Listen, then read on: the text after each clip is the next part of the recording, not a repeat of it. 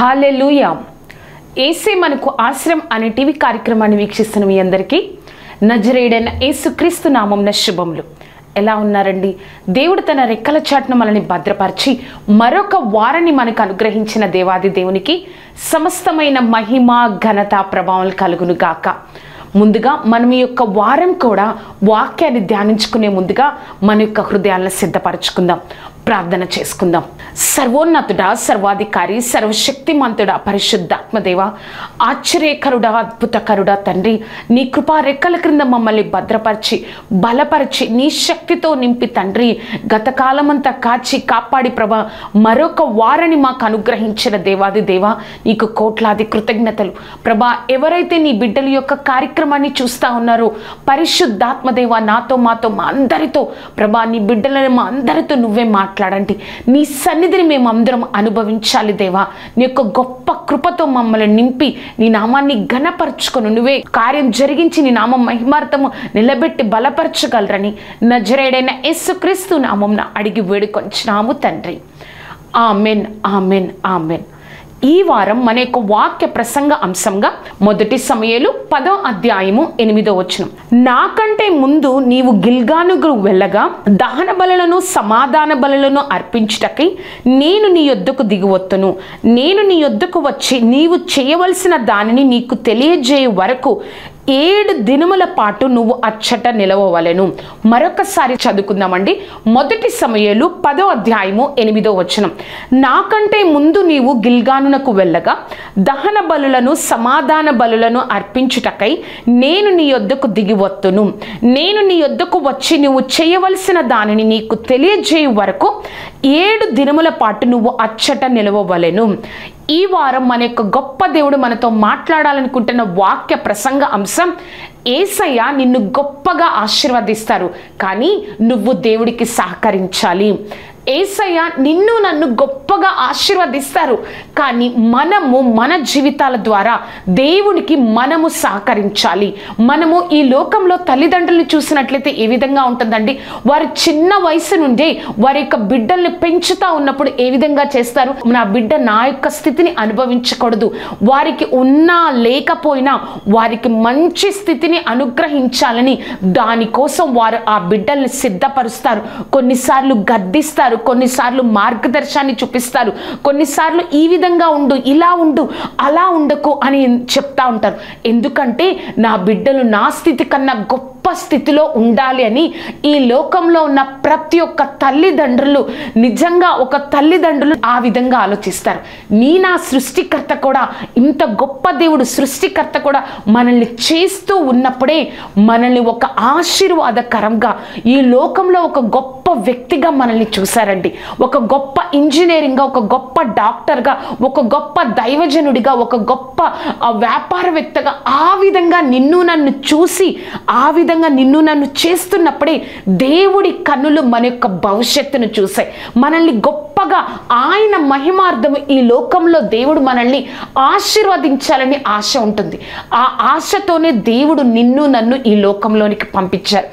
ఈ లోకంలోనికి నువ్వు నేను వచ్చిన తర్వాత నువ్వు ఆయనను తెలుసుకొని ఆయనకు నువ్వు సహకరిస్తే మాత్రమే ఆ గొప్ప ఆశీర్వాదాన్ని పొందుకోగలవు.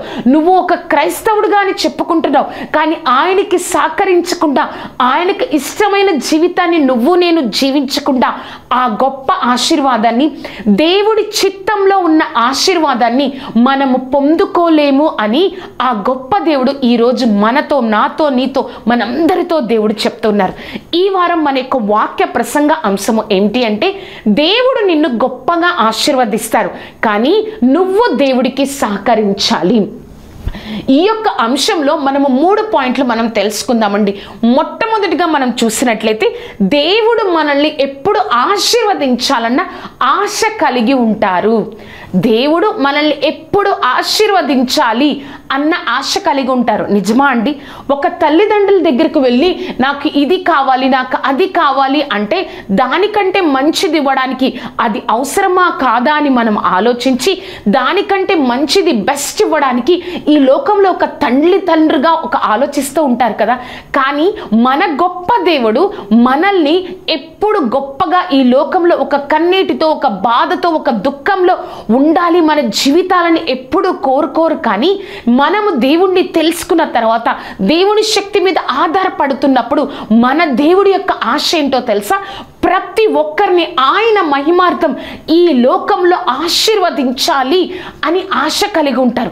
కానీ మనలో చాలా మంది తెలుసా, ఆ ఆశ కలిగి ఉన్న దేవుడి వైపు మనం తిరగకుండా, ఆ ఆశ కలిగి ఉన్న ఆ యొక్క దేవుడి చిత్తాము మనను తెలుసుకోకుండానే చాలా మంది ఈ లోకంలో వారి యొక్క జీవితాలను ముగించినట్లుగా మనం ఎంతో మందిని ఒక ఉదాహరణగా తీసుకుంటున్నాం. ఎంతో మంది వారి జీవితాలు దేవుడి చిత్తము, దేవుడి ఆశీర్వాదము, దేవుడి కోరిక వారి జీవితంలో నెరవేరకుండానే వారి జీవితాలు ముగింపబడ్డాయి. ఒక్కటి గుర్తుపెట్టుకోండి, ఎప్పుడు దేవుడు మన అందరినీ ఆశీర్వదించాలి అన్న ఆశ కలిగి ఉంటారు. కానీ ఆ ఆశీర్వాదము మనం పొందుకోవాలంటే అసలు ఏ విధంగా మనం జీవించాలి, ఎలా ఉండాలో ఫస్ట్ పాయింట్లో ABCD ద్వారా ఒక వ్యక్తి జీవితం ద్వారా మనం ఈరోజు ధ్యానిద్దామండి. మన యొక్క వాక్య ప్రసంగ అంశము, దేవుడు మనల్ని గొప్పగా ఆశీర్వదించుతారు, కానీ నువ్వు దేవుణ్ణి సహకరించాలి. మొట్టమొదటిగా మనం చూసినట్లయితే, దేవుడి మనల్ని ఎప్పుడు ఆశీర్వదించాలన్న ఆశ కలిగి ఉంటారు. ఆ మొట్టమొదటి పాయింట్లో చూసినట్లయితే, మనకు ఇష్టమైనట్లుగా బ్రతకడం క్రైస్తత్వం కాదు. మరొకసారి చెప్తానండి, మనకు ఇష్టమైనట్లుగా బ్రతకడం అంటే క్రైస్తత్వం కాదు. మనం ఈ లోకంలో క్రైస్తవులుగా పిలువబడతాం. మన బంధువుల మధ్యలో, మనం ఉంటున్న ప్రాంతంలో, మనం జాబ్ చేసే దగ్గర మనం ఏమని పిలుస్తారంటే మనల్ని క్రైస్తవులు చర్చ్కి వెళ్తారు అంటారు కదా. క్రైస్తత్వము అంటే ఏంటండి? మనకి ఇష్టమైనట్లుగా బ్రతికేది కాదు. దేవుడికి ఏది ఇష్టమో, దేవుడి యొక్క మాటలు, దేవుడి యొక్క వాక్యము ఏ విధంగా సెలవిస్తుందో ఆ ఆజ్ఞానుసారంగా దేవుడు ఇది చేయొద్దన్నారు, ఇది చేయమన్నారు, ఇలా ఉన్నారు, ఇలా ఉండమన్నారు అని ఆ విధంగా బ్రతకడమే క్రైస్తత్వం అంటే. అవునండి, మనము ఈ లోకంలో మనకి ఇష్టమైనట్లుగా బ్రతుకుతూ ఉంటాం. ఇష్టమైనట్లుగా బ్రతుకుతూ ఉండి మనకి ఆశీర్వదింపబడలేదు, నేను దేవుడికి క్రైస్తవుడిగా ఉన్నాను, దేవుడి చర్చ్కి వెళ్తున్నాను, నేను ఆ లోకానుసారమైన జీవితం జీవించట్లేదు, దేవుడికి ఇష్టమైనట్లుగా ఉంటున్నాను అనుకుంటాం. కానీ దేవుడికి పరిపూర్ణంగా అది ఏది ఇష్టమో నువ్వు తెలుసుకొని ఆ ఇష్టమైనట్లుగా నువ్వు జీవించడమే క్రైస్తత్వం. నువ్వు ఎన్నో సంవత్సరాల నుంచి నువ్వు క్రైస్తవుడిగా పిలువబడుతున్నా, ఎన్నో సంవత్సరాల నుంచి మందిరానికి వెళ్తున్నా, కొన్ని తరాల నుంచి నీకొక కుటుంబం క్రైస్తత్వంలోనే ఉన్నా కూడా దేవుడికి ఇష్టం లేని జీవితం నీ జీవితంలో ఉందా? దేవుడికి ఇష్టం లేని ప్రవర్తన నీలో ఉందా? ఒక సంతృప్తికరమైన ఆశీర్వాదాన్ని నీ యొక్క జీవితంలో పొందుకోలేవు. అందుకే ఒక మాదిరిగా యేసుక్రీస్తు ప్రభువారు ఈ మాట అంటారండి. యోహాను సువార్త 6వ అధ్యాయము 38వ వచనం ఏమంటారో తెలుసా? నేను నా ఇష్టం నెరవేర్చుకోవడానికి ఈ లోకానికి రాలేదు, కానీ నా యొక్క తండ్రి చిత్తాన్ని నెరవేర్చడం కోసం మాత్రమే నేను ఈ లోకంలో ఉన్నాను అని దేవుడు చెప్తారు. ఆ గొప్ప దేవాది దేవుడే ఆ మాట చెప్పినప్పుడు, ఒక మాదిరిగా క్రైస్తవులుగా మనం పిలబడుతున్నప్పుడు, యేసుక్రీస్తు ప్రభువును వెంబడిస్తున్న వారమైన క్రైస్తవులుగా మనం పిలబడుతున్నప్పుడు ఏ విధంగా దేవుడికి ఇష్టమైన వారిగా మనం బ్రతకాలి? యోహాను సువార్త 6:38లో స్పష్టంగా దేవుడి వాక్యం సెలవిస్తుంది. నా ఇష్టం నెరవేర్చుకోవడానికి నేను ఈ లోకంలో లేను, దేవుడి ఇష్టం నెరవేరడానికి మాత్రమే నేను ఈ లోకంలో ఉన్నాను అని ఆ దేవాది దేవుడు తన శిష్యులతో చెప్తారు. చూసారా, ఒక క్రైస్తత్వము అంటే దేవుడు ఎప్పుడు మనకి ఆశ కలిగి ఉంటారు. కానీ ఆ ఆశ, ఆ యొక్క ఆశీర్వాదాన్ని మనం పొందుకోవాలి అంటే మొట్టమొదటిగా మనం ఏం చేయాలో తెలుసా? నా ఇష్టం వచ్చినట్లుగా నేను ఈ లోకంలో స్వభావంలో జీవించకూడదు. దేవుడికి ఇష్టమైనట్లుగా, ఆయనకి ఏది ఇష్టమో, నాకు ఎంత కష్టమైన నేను దాన్ని చేయడానికి ప్రయత్నిస్తానా, దేవుడు బహు గొప్పగా నిన్ను ఆశీర్వదించడం మాత్రమే కాదు, కానీ అనేక మందికి దేవుడు ఒక ఆశీర్వాదకరంగా చేస్తారు. మొట్టమొదటి పాయింట్లో బి చూసినట్లయితే, దేవుడు చెప్పిన మాట మరచి ప్రవర్తించకూడదు. మొట్టమొదటిగా ఏ చూసాం కదండి, దేవుడికి క్రైస్తత్వం అంటే ఇష్టం వచ్చినట్లుగా ప్రవర్తించేది కాదు. బి చూస్తే దేవుడు చెప్పిన మాట మరచి ప్రవర్తించకూడదు. ఇక్కడ ఒక వ్యక్తి జీవితాన్ని మనం చూద్దామండి. అక్కడ ఇశ్రాయేలు ప్రజలు న్యాయాధిపతుల తరువాత మాకొక రాజు కావాలి అని చెప్పినప్పుడు ఆ యొక్క దేవుడు సౌలును అభిషేకిస్తారు. సౌలును అభిషేకించిన తర్వాత ఏం జరుగుతుందో తెలుసా అండి? అభిషేకించిన తర్వాత సమూయేలు స్పష్టంగా, మొదటి సమూయేలు 10వ అధ్యాయము 8వ వచనంలో స్పష్టంగా సౌలుకి ఈ విధంగా చెప్తారు. ఏమని చెప్తారంటే, నువ్వు గిల్గాల్కు వెళ్ళగా, నువ్వు ముందుగా వెళ్ళిపోతావు, నాకంటే ముందుగా నువ్వు దహన బలులను సమాధాన బలులను అర్పించవద్దు, నేను వచ్చే వరకు వెయిట్ చేయి, 7 రోజుల వరకు నేను వచ్చే వరకు వేచి ఉండు అని స్పష్టంగా సౌలు దేవుడి చేత ఆజ్ఞాపింపబడి సమూయేలు సౌలుకి చెప్తారు. తరువాత గిల్గాల్కు వెళ్ళిపోతారు. సౌలు వెళ్ళిపోయిన తర్వాత అక్కడ ఇశ్రాయేలుల మీదకి ఫిలిస్తీన్లు యుద్ధానికి వస్తూ ఉన్నప్పుడు ఏం జరుగుతుందంటే, ఆ యొక్క ఇసుక రేణువులంతా ఎంతో మంది సైన్యము, ఫిలిస్తీన్లు ఎంతో మంది సైన్యము ఇశ్రాయేలుల మీదకి యుద్ధానికి వస్తున్నప్పుడు ఈ ఇశ్రాయేలులందరూ భయపడిపోయి అరణ్యంలోనికి, కొండలలోనికి భయపడిపోయి పారిపోతూ ఉంటారు. ఇదంతా చూస్తున్న సౌలు భయపడిపోయి 7 రోజుల వరకు వేచి ఉంటాడు. ఆ 7వ రోజు చూస్తూ ఉంటాడు, ఇంకా సమూయేలు రాకపోవడం చూసి తనకు తానే దహన బలులను సమాధాన బలులను అర్పిస్తారు. చూసారా, దేవుడు మాట మరచి మనం ఏ విషయంలో ప్రవర్తింపకూడదు. అప్పుడు ఏం జరిగిందో తెలుసా? సౌలు సమూయేలు వచ్చి, నువ్వు చేసిన పనేమిటి? దేవుడు అనుకున్నాడు సౌలు ఏమనంటే, నీ రాజ్యం స్థిరంగా ఉంటుందని, కానీ నువ్వు ఇప్పుడు చేసిన పని వల్ల నీ రాజ్యం నీ దగ్గర నుంచి తీసివేయబడుతుంది, నీ రాజ్యం నీ దగ్గర నుంచి దేవుడు తీసివేస్తారు అని సమూయేలు చెప్తారు. చూసారా, దేవుడు మాట మనకి చెప్తారు, ఆ మాట మరచి మనం ప్రవర్తింపకూడదు. అప్పుడు మనం ఆశీర్వాదాన్ని పోగొట్టుకుంటాం. చూడండి, సౌలు ఒక రాజుగా ఎన్నుకోబడ్డాడు. దేవుడు అనుకున్నారు ఆయన రాజ్యం స్థిరపరచబడుతుంది అని దేవుడు అనుకున్నారు. కానీ తనకు తానుగా ఆ విషయాన్ని మర్చిపోయి తనకు తానుగా ఒక యాజకుడు, ఒక ప్రవక్త చేయాల్సిన పనిని, సమూయేలు చేయాల్సిన పనిని సౌలు చేసి సమాధాన బలులను, దహన బలులను సౌలే అర్పించి తన యొక్క ఆశీర్వాదాన్ని దూరం చేసుకున్నారు. మన యొక్క వాక్య ప్రసంగంలో మొదటి పాయింట్ ఏంటి అంటే, దేవుడు ఎప్పుడు మనల్ని ఆశీర్వదించాలన్న ఆశ కలిగి ఉంటారు. దానిలో ఏ చూసాం ఏమిటి అంటే, దేవుడికి మనకు ఇష్టమైనట్లుగా బ్రతకడం క్రైస్తత్వం కాదు. బి చూసాం, దేవుడి మాట మరచి మనం ప్రవర్తింపకూడదు. సి చూసినట్లయితే, దేవుడు మరొక అవకాశాన్ని ఇస్తున్నప్పుడు సరి చేసుకోవాలి. అవునండి, మన జీవితంలో మనం ఎన్నోసార్లు దేవుడికి డిజొబీడియన్స్ చూపిస్తాం, ఎన్నోసార్లు అవిధేయతను చూపిస్తాం. ఆ అవిధేయత చూపిస్తున్నప్పుడు దేవుడు మరొక అవకాశాన్ని మన జీవితంలో మనకి ఇస్తూ ఉంటాడు, మన జీవితంలో మనకి కల్పిస్తూ ఉంటారు. అప్పుడు మనం ముందు చేసిన పొరపాటును మనం ఎప్పుడు కూడా చేయకూడదు. కానీ సౌలు మాత్రం ఏం చేశారంటే, ఒకసారి తప్పు చేశారు, అక్కడ నేను వేచి ఉండమంటే ఉండకుండా తప్పు చేశారు. కానీ మరలా దేవుడు అవకాశం ఇచ్చారు. ఏమని ఇచ్చారంటే, నువ్వు వెళ్ళే అమాలేకులను, వారికి కలిగిన సమస్తాన్ని దేవుడు స్పష్టంగా చెప్తారండి. మొదటి సమూయేలు 15వ అధ్యాయము 3వ వచనంలో ఈ విధంగా స్పష్టంగా చెప్తారు. ఏమనంటే, అమాలేకులకు కలిగిన సమస్తాన్ని, గొర్రెలను, మేకలను, స్త్రీలను, పిల్లలను, పెద్దలను కలిగిన సమస్తాన్ని నువ్వు హతము చేయాలి, అన్నిటినీ నువ్వు చంపేయాలి అని సౌలుకు సమూయేలు ద్వారా దేవుడు స్పష్టంగా చెప్పారు 15వ అధ్యాయము 3వ వచనంలో. కానీ సౌలు ఏం చేశారో తెలుసా అండి? ఇంకొక అవకాశాన్ని దేవుడు ఇచ్చారు కదా, సరి చేసుకోవాలి కదా. అయ్యో నేను అక్కడ తప్పు చేశానే, కానీ దేవుడు మరొక అవకాశాన్ని ఇస్తున్నారే, నేను సరి చేసుకోవాలి అన్న ఆలోచన కూడా సౌలుకు లేకుండా మొదటి సమూయేలు 15:9 ఏం చేస్తారో తెలుసా? మంచిగా ఉన్న గొర్రెలను, మేకలను, ఆవులను పక్కన పెట్టి బాగలేని వాటిని హతం చేస్తారంట.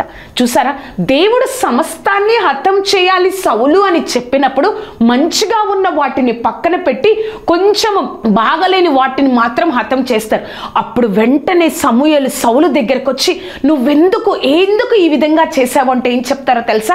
నేను ఇవి దేవుడికి దహన బలి అర్పించడం కోసం ఇవి బాగున్నాయి కదా అని పక్కన పెట్టేశాను, వేరుగా ఉంచాను అని సౌలు చెప్తారు. అది కరెక్ట్ సమాధానమా అండి? మనము దేవుడు మరొక అవకాశాన్ని మన జీవితంలో ఇస్తా ఉన్నప్పుడు ఒక్కటి గుర్తుపెట్టుకోండి, hour God is God of second chances. దేవుడు మనకి ప్రతిసారి రెండవ అవకాశాన్ని ఇస్తా ఉంటాడు.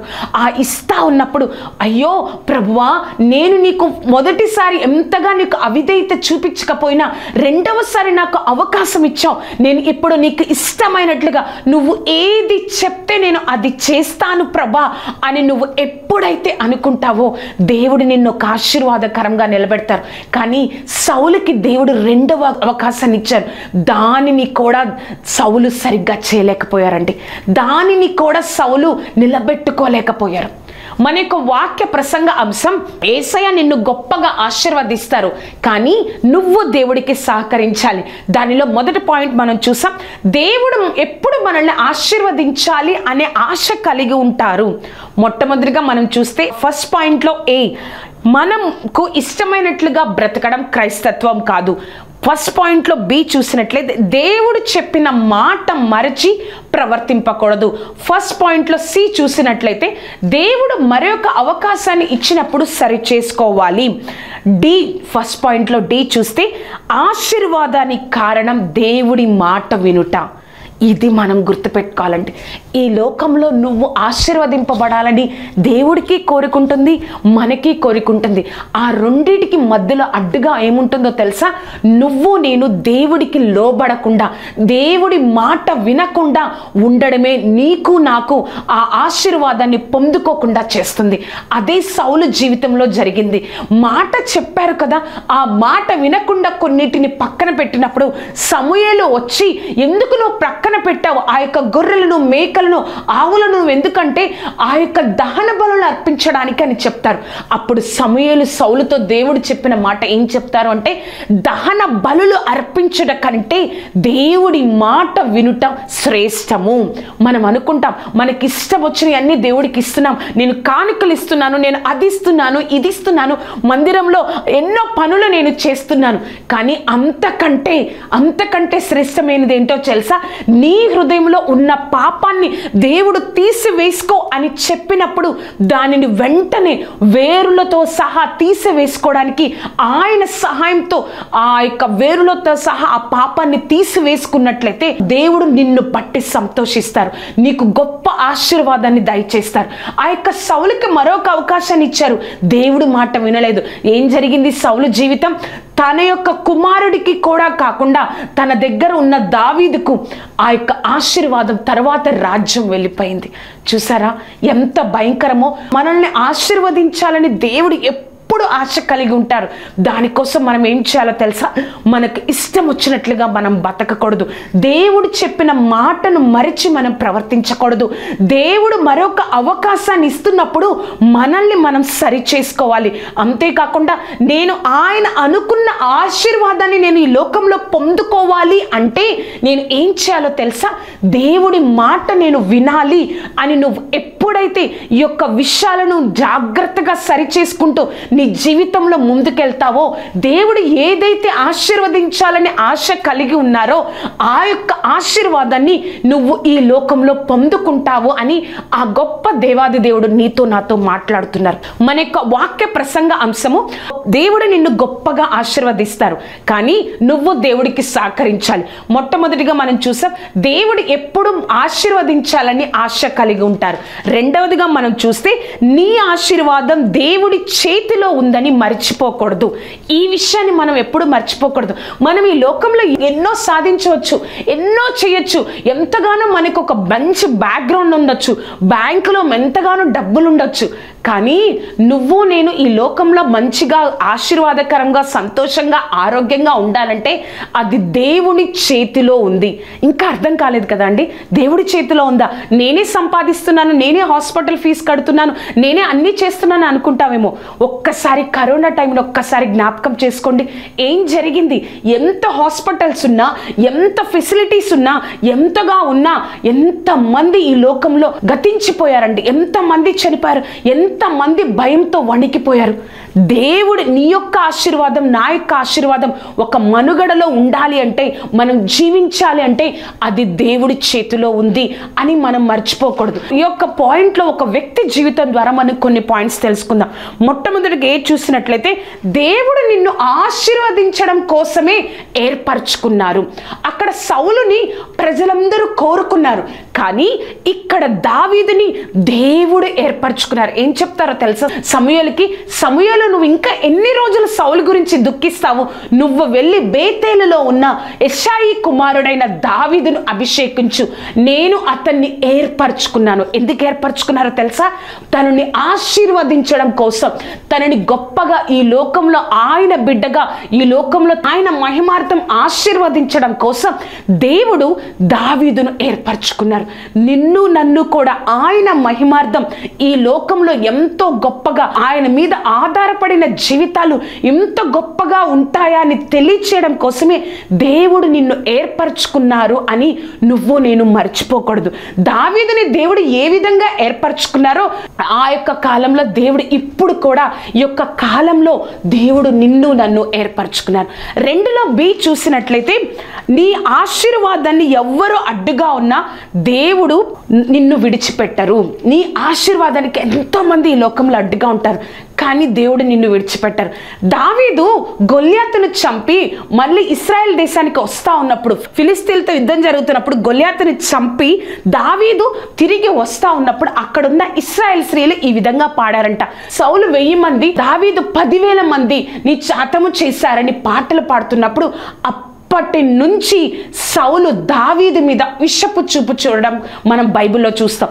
అప్పటి నుంచి పగ పట్టడం, విషపు చూపు చూడడం, అందరూ ఇతన్ని పొగుతున్నారేంటి, నేను కదా ఈ యొక్క ఇశ్రాయేల్ దేశానికి రాజుని, ఇతన్ని పొగుడుతున్న అప్పటి నుంచి. కానీ ఆ దావీదుని దేవుడు ఏర్పరచుకున్నారు. ఆ యొక్క ఆశీర్వాదానికి సౌలు ఎంతగానో అడ్డంకిగా ఉన్నాడు, కానీ దేవుడు దావీదును కాపాడుతూ విడిచిపెట్టకుండా, ప్రతి ఒక్క విషయంలో విడిచిపెట్టకుండా దేవుడు కాపాడుతూ ఉన్నాడు.